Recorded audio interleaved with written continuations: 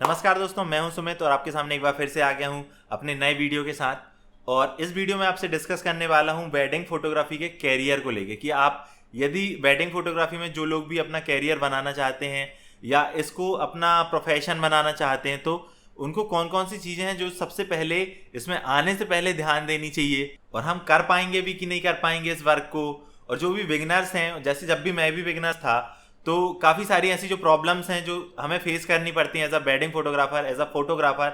और फोटोग्राफी कोई सी भी फील्ड की हो, चाहे वो प्रोडक्ट फोटोग्राफी हो, चाहे वो वाइल्ड लाइफ हो, चाहे वेडिंग शूट हो, चाहे एडवर्टाइजमेंट शूट हो, कुछ भी हो, उसमें काफ़ी सारी चीज़ें हमें फेस करनी पड़ती हैं।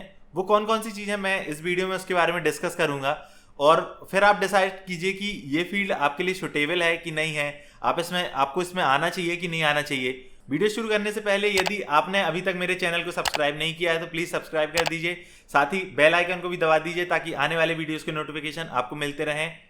तो अब चलते हैं वीडियो की तरफ।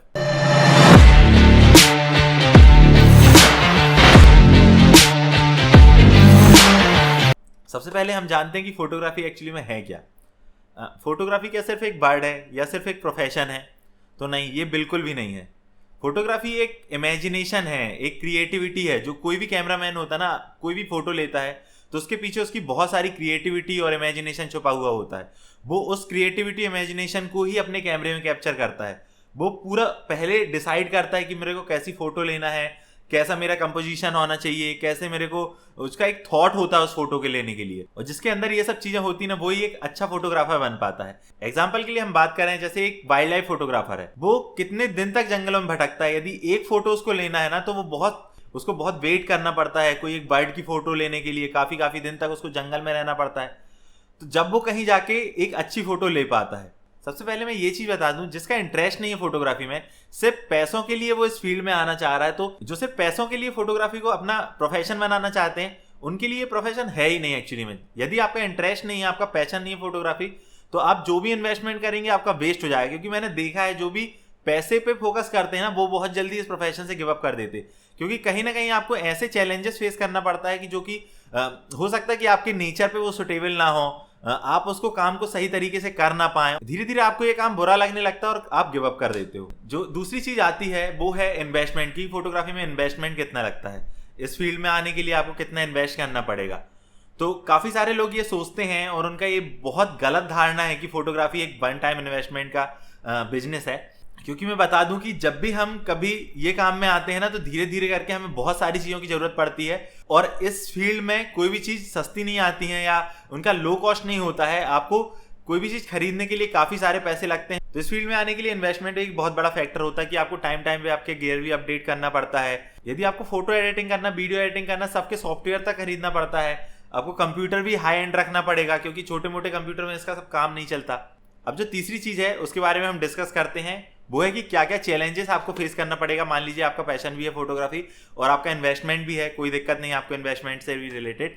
तो तीसरी चीज़ जो है कि आप तुरंत यदि इस काम में आना चाहेंगे ना, कि आपने पहले इसका कुछ भी काम नहीं किया और आप आके फोटोग्राफी करने लगे और आप बहुत अच्छे तरीके से फोटोग्राफी कर पाएंगे, तो ये बिल्कुल भी पॉसिबल नहीं है। मेरे हिसाब से तो बिल्कुल पॉसिबल नहीं है, क्योंकि इसके लिए आपको बहुत सारे सॉफ्टवेयर सीखना पड़ता है, कैमरे को कैसे चलाना है। और ये कैमरे को चलाना आप थोड़ा बहुत समय की बात नहीं कि आप 2-4 दिन सिर्फ सीख लिए और आपसे कैमरा बनने लगा। आपको 2-2, 3-3 साल इस पे देना पड़ेगा, तब जाके आप कहीं कैमरे को अच्छे से समझ पाएंगे, आप अपने सॉफ्टवेयर को अच्छे से यूज कर पाएंगे। चाहे वो एडिटिंग सॉफ्टवेयर हो, फोटो एडिटिंग हो, वीडियो एडिटिंग हो, चाहे कोई भी हो।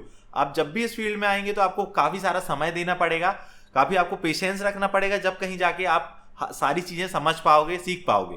उसके बाद बात आती है कि हमारी टीम हमें बिल्डअप करना पड़ेगा।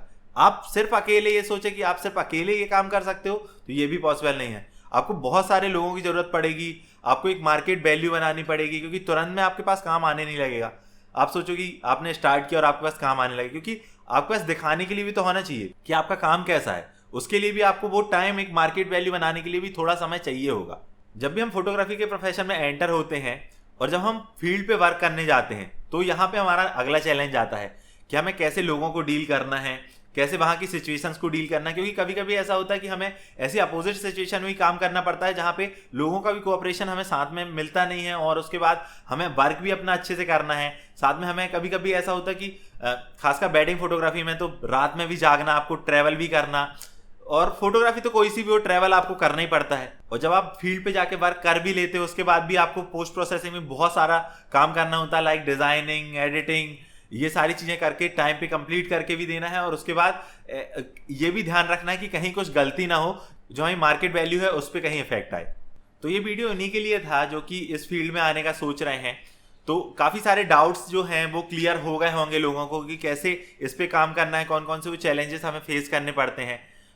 मैं एक चीज़ और बोलूँगा कि जब भी हम काम करते हैं ना, तो हमें हमारा यदि एक स्टैंडर्ड बन जाता है ना, तो उसको हमें मेंटेन करने में उससे भी ज़्यादा मेहनत लगती है जो कि उस स्टैंडर्ड तक हम पहुँचे हैं। सो गाइज, अभी के लिए इतना ही। आपको यदि ये वीडियो पसंद आया है तो लाइक कीजिए, शेयर कीजिए, सब्सक्राइब कीजिए, साथ ही बेल आइकन को भी दबा दीजिए ताकि आने वाले वीडियोज़ के नोटिफिकेशन आपको मिलते रहें। तो अभी के लिए इतना ही, बाय बाय।